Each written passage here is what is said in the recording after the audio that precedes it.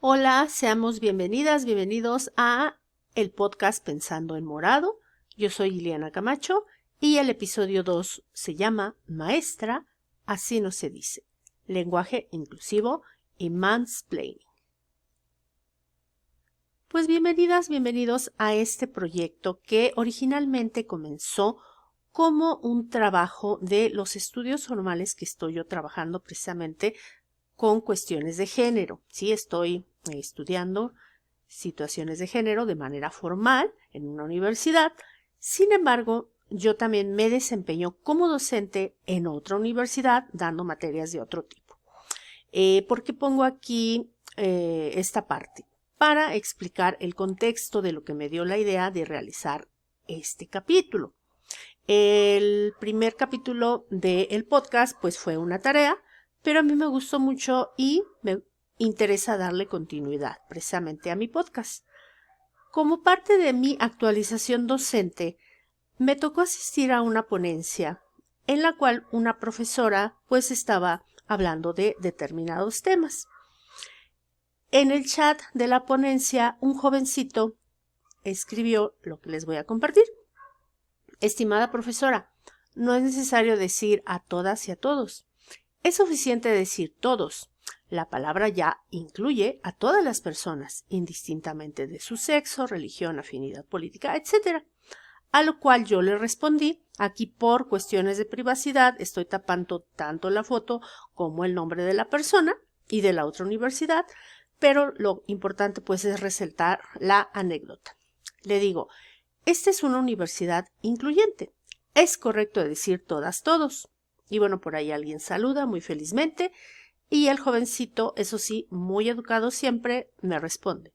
La palabra todos no es discriminante, al contrario, como mencioné previamente, incluye a todas las personas, es decir, todas y todos es innecesario, como lo sería un pleonasmo. A lo cual yo le respondí, sería complicado tratar el tema en este chat, porque además no saldríamos del tema de la ponencia. Sin embargo, el uso del término en femenino es algo que se está ganando en el uso del idioma, porque hablar exclusivamente en masculino es excluyente. Recibe un cordial saludo. Y bueno, ante esta experiencia, a mí lo primero que me brincó fue precisamente esta parte, ¿no? De cómo no estamos acostumbrados a utilizar un lenguaje incluyente. Sin embargo, después hice una reflexión más profunda, la cual dio pausa para el siguiente tema de este mismo podcast. ¿Por qué es importante utilizar un lenguaje incluyente? Y bueno, yo aquí puse de manera muy general algunas reflexiones personales. En la lucha por la igualdad de derechos, la voz de las mujeres ha sido silenciada a lo largo del tiempo, ¿sí? Ya veíamos en nuestro primer episodio el movimiento sufragista, también cuando las mujeres salieron, por ejemplo, a trabajar por cuestiones de la Segunda Guerra Mundial, los hombres estaban precisamente al frente y no había quien trabajar en las fábricas, entonces se incluía a la mujer igualmente en la Revolución Francesa, pero ¿qué era lo que pasaba cuando ya se alcanzaban los derechos o se ganaba la guerra, etcétera? Bueno, pues que a las mujeres se les regresaba a su lugar y ya no se les daba voz. Sí logramos derechos de igualdad, pero nada más para los hombres. Tu mujercita, regrésate a tu casa y continúa pues como estabas. Esto nos lleva también a el androcentrismo, que es una visión precisamente centrada en el hombre. ¿Sí? La mujer está excluida. Es importante visibilizar la presencia de la mujer en la historia de la humanidad. Inclusive muchas veces en las mismas escuelas nos dicen, no es que es la historia del hombre.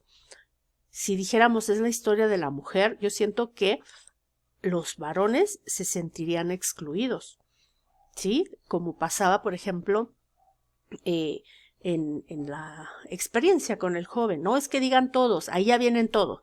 Pero si nada más decimos todas, entonces el hombre sí se va a sentir excluido. Y pues la pérdida del privilegio precisamente. ¿Por qué? Porque por cuestiones de cultura, etcétera, pues sí se ha privilegiado a ciertas comunidad de hombres, de varones, y ante el reclamo, en este caso de las feministas, pues no les gusta, ¿sí? Una parte que me gustó mucho de mi primera actividad, de la lectura de Feminismo para principiantes de Valera, decía, es que cualquier cosa que pasaba era culpa de las feministas. Y eso lo podemos ver en la actualidad, ¿sí? En la cuarta ola. No, es que esas no son maneras, las feministas están muy mal. Entonces, si estudiamos esta parte, por eso también decía yo, es importante conocer esta parte de la historia, pues nos vamos a dar cuenta de que se repite, ¿no? Y se culpa a la mujer. Ante esto yo me di a la tarea de estudiar un poquito, de investigar sobre el lenguaje inclusivo y les voy a compartir esta parte que tomé de la página de la CONAVIM. En esencia, muchas formas de lenguaje y expresiones sexistas que abundan en nuestro vocabulario, las cuales han pasado de generación en generación perpetuando patrones de comportamiento, construyen estereotipos de género, asociados a las personas con roles y expectativas sociales en torno a lo que debe de ser hacer las mujeres y los hombres. De esta forma, el lenguaje sexista o excluyente ha reforzado la idea errónea de que las mujeres tienen un papel de inferioridad o subordinación con respecto al hombre, lo cual pues vemos que es cultural inclusive en muchas de las religiones, ¿no? Dios creó al hombre y como lo vio tan solito, le tomó una costillita y creó a la mujer. En algunas, ¿verdad? Porque hay otras visiones espirituales en las cuales se indica que el hombre y la mujer fueron creados al mismo tiempo, pero bueno, ya sería materia de otro podcast. Y bueno, ¿cómo podemos ocupar el lenguaje incluyente? Evitando el uso de masculino genérico, lo que veíamos. Todos están invitados a la casa. Es todas y todos. Los maestros tienen que hacer un examen cada semana. Las maestras y los maestros. Aunque suene, como decía el jovencito, repetitivo, yo estaba recordando que ya tiene muchos años cuando estudiaba yo la primaria, que sí nos enseñaban a escribir todas y todos y manejábamos nada más una diagonal. Pero después pues se fue modificando y solamente se manejó la parte del término masculino. ¿Qué más podemos utilizar o cómo podemos ocupar el lenguaje incluyente? Si eres mujer, nómbrate. Todas y todos estamos muy contentos con la clase de inglés. Cuando una lo piensa, sí es darnos también ese espacio como mujeres. Hacer visibles a las mujeres y al derecho a ser nombradas, ¿sí? Médica, presidenta, arquitecta, ingeniera, profesora, técnica, porque a fin de cuentas pues estás hablando de una mujer que está ocupando esa posición. Y bueno, después de todo esto, yo me quedé pensando con relación a la experiencia que les decía.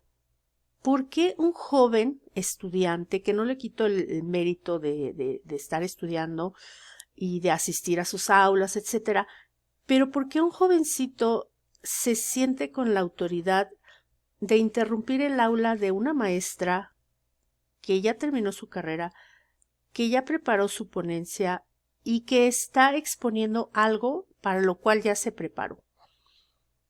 Y entonces se me hizo interesante hablar de este término, el mansplaining. ¿Qué es el mansplaining?